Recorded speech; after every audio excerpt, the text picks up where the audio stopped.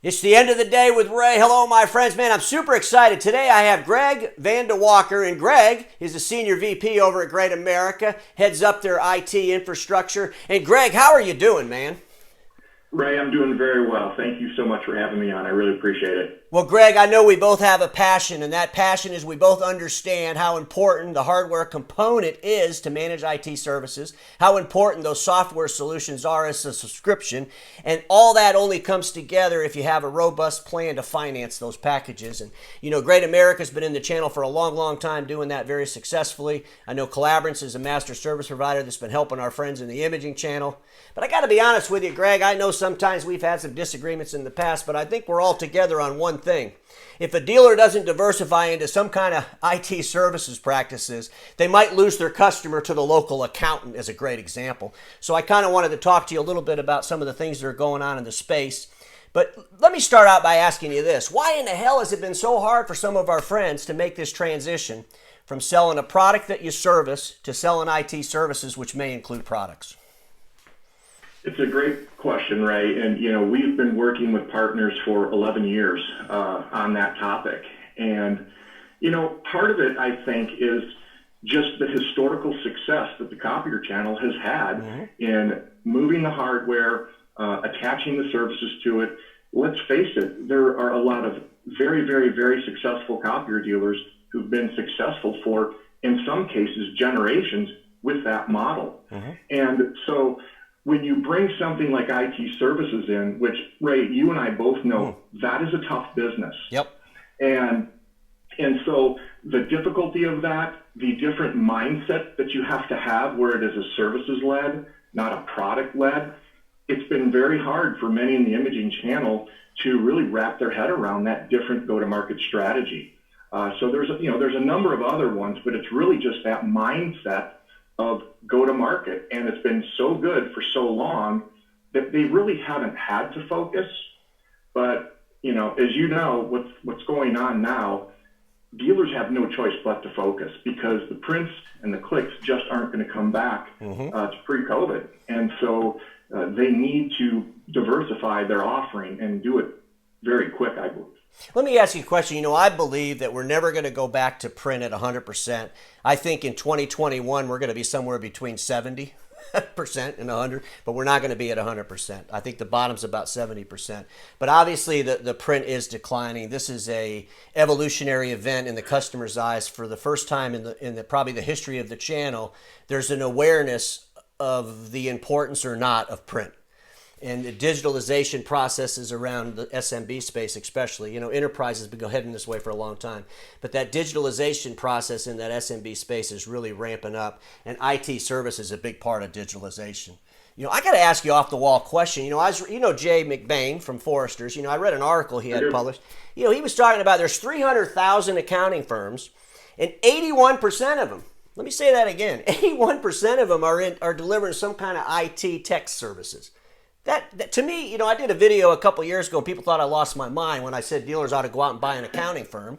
And, so I want to ask you, you know, do you guys do anything with accounting firms? Either helping, Yeah. I'm curious. We do, Ray. When you look at our IT leasing group, we work with a number of accounting firms. They're going to their existing customer base. They're obviously doing very sensitive financial work for them, but they're layering on IT services.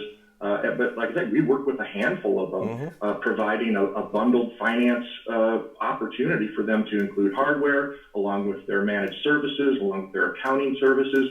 And it's not just that, Ray. Many of these companies have diversified into multiple lines of business. There's one in particular we work with right in our backyard in Cedar Rapids. I think they have 15 collateral services that they provide. So when you talk about entanglement that they have with their customer base, it goes way beyond just IT, even way beyond the accounting services. And so, you know, imaging channel folks, they need to realize that when they get into this space, that the people that they're going to be competing with have never been on their radar in the past. But it's very, very common. Well, you know, I did that video one time and I was talking about the Hertz mentality, and Hertz wasn't disrupted by another rent-a-car business. They were disrupted by a whole new industry called the rideshare. Right. And that's, that is the same warning for our friends in the imaging channel. I think sometimes they look at the manufacturer down the street or the dealer down the street, hey, we're better than they are. Well, you might be better than they are on the common deliverable, but once you get outside of that common deliverable and you start diversifying, you might actually be a whole lot worse than they are. Or there might be some new player that comes into town that surprises both of you. So that's very interesting. Right. Let me ask you a question, because a lot of times, our friends, especially in the imaging channel side, they're focused on this hardware dollar thing. And, obviously we can beat that dead horses. I mean, sometimes you want to just shake them and make them focus on the services piece. But let's just pull the onion back a little bit. If I'm a typical, and I don't want to say typical, let's just say that I'm one of the best IT service providers that uses the Great America platform for financing, along with my services. You guys do a bundled contract. What's the percentage of that payment that goes toward hardware versus reoccurring services revenue on a copier deal? And then what's that same percentage for services and revenue, hardware revenue on a MSP deal? It's a good question, Ray. We actually recently pulled that for another project we were working on. And again, this is just kind of high level. Mm-hmm. But if you look at a typical copier deal, and for every $1 of monthly payment that goes to the customer, ballpark about 70% belongs to us, the leasing company. Mm-hmm. And the remaining 30% for the partner, about 8 cents of those dollars are for service. And the other, 22 is for toner and consumables. Wow. If you look on the IT side, on average, for every $1 of monthly payment, 60 cents goes to the services and 40 cents is the leasing companies. Mm-hmm. When we further drilled that down to some of our best-in-class IT partners, it's 80-20. Wow. So, it's all about the MRR. Mm-hmm. And the best-in-class IT providers, they are very interested in the hardware, not because they want to sell the hardware, but they want it to be on their consistent stack so that they can efficiently deliver the services. So again, the hardware feeds the services mentality, and it's not the other way around. Well, I think, when you talk about the stack, and of course, if you don't know what we're talking about when we say stack, then you probably need to go to the first class for IT services. So let's assume that most of our friends in the imaging channel know what we're talking about when we say stack. But in order for a dealer to get that customer on the proper stack so they can service them efficiently, there is some hardware that has to take place in a lot of cases. A lot of times it's getting rid of hardware and moving stuff to the cloud. So that's a big obstacle too. The hardware dollars are definitely slipping, and you just proved it. So the reoccurring service model revenue makes you a little bit stickier if you can come in and refresh the hardware that they do need. But, let me ask you another question here, Greg. So I know the Collaborance Deliverable, the master service provider, been around about 10 years now. You have some very successful copier companies on that platform. You also have some, IT services companies. What's the footprint for that IT service provider that's on that platform? I mean, what's the average footprint? As far as the size of what's their size in general? We target MSPs that are between 5 and 30 employees. Okay. And there's a lot of reasons for that, but we certainly have some MSPs that fall outside of that on the upper end for various reasons. But it's that 5 to 30 MSP, and again, the numbers, Ray, on what that equates to in revenue. But it's typically these companies who want to grow, who want to really scale, but it's just a struggle many times to hire the good talent, to train the talent, and to keep the talent. And so when you're able to outsource some of that, and all of a sudden one of the most difficult parts of your business becomes a true variable cost, it really just helps them scale their business where they can focus on sales and marketing, driving new business. Well, one of the things, and, I want to get some validation from you, but when you look inside the imaging channel, and I know I've talked to dealers over the years about IT, and I had, me and Milton obviously had a very successful run with Milton at one point, so I understand the space. But when you look at the imaging channel, a lot of times they see themselves, hey, we got 15,000 customers, we're going to sell them all IT services. And it's just not the reality. If I'm a big Paul Dipple, fan, so I used to call myself a Dipple disciple. But a lot, his message is a tough message. His message takes a lot of discipline, and a lot of times our friends will see the toughness or the discipline, and we don't need to do that. That's too hard. We're going to try to do it this way. But for the most part, they believed that they were going to sell this massive IT deliverable, a comprehensive package to all of their customers, which is just pure fantasy. And, you look at the IT players today in the United States, that average company has about 50 to 60 accounts. They're doing $4 or $5 million a year. But here's the deal. Their EBITDAs are 25, 28%. And we don't have that in the imaging channel. These guys have all made a lot of money, like you said earlier in this video, but they've also sacrificed a lot of their EBIT over the years. And, it's not the way it used to be in the heyday.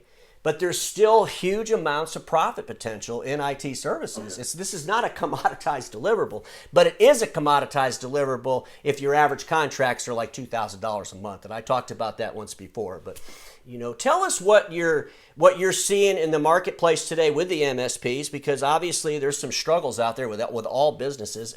How's it impacting your customers? Of course, we've had a handful of the end user customers who've gone out of business. So obviously when one of our customers lose a customer, that hurts us. But surprisingly, it's been minimal. As you can imagine, Ray, IT services with a distributed workforce, people leaving the office and going home, we were extremely busy for about the first 3.5, 4 weeks. Tickets were skyrocketing. Things have certainly leveled off. But what's interesting, Ray, is we're bringing on new customers quite consistently because, people are really having to take a good, hard look at their business and figure out, what am I really good at? Let's focus on that. And areas that I'm struggling in, I need to get some help, and I need to get it right now. So from a sales activity, our team has been very busy. We're bringing on partners, both copier dealers as well as MSPs. It's interesting, in the copier channel, as Ray, there's been a number of companies that have done it for a while on their own. And again, it's a tough business. And so we've really found a number of customers who've used us in the past, have taken various different approaches, and now they're coming back.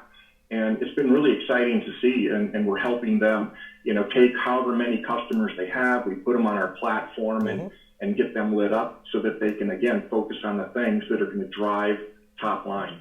Well, I got to tell you, it's kind of interesting when you look at the population, like I was talking about earlier, of the customers base that these dealerships have. But if they could just focus on these core companies that they could go in and offer these robust services to, they would just hit some damn home runs. And if you guys can help them get there, that's all the better. But, do you think we finally crossed the threshold where we're not going to be so damn overconfident in the abilities and start screaming from the hilltops how great our salespeople are and we're going to automatically be able to do this? And I've talked a lot about that this week, but do you think our channel, the imaging channel, is finally at a point where they're like, you know what, we got to do this. The games are over. Have we hit the wall? Ray, I think we are. Okay. And here's where I do have hope for the imaging channel. And Ray, some of these companies, I won't name them by names, but there are multi-generation companies that are around.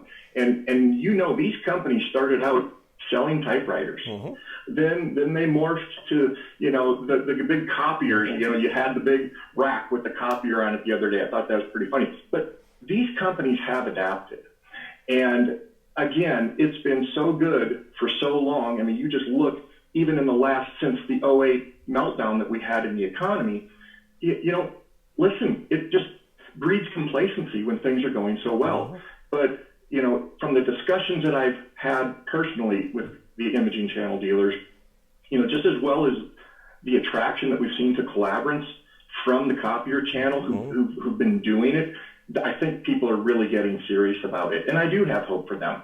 The people that run these companies are smart business people. Oh, yeah. And I think they're going to adapt, and whether they go buy an IT company or they partner or do whatever, I see the urgency level increase, and that's a good thing.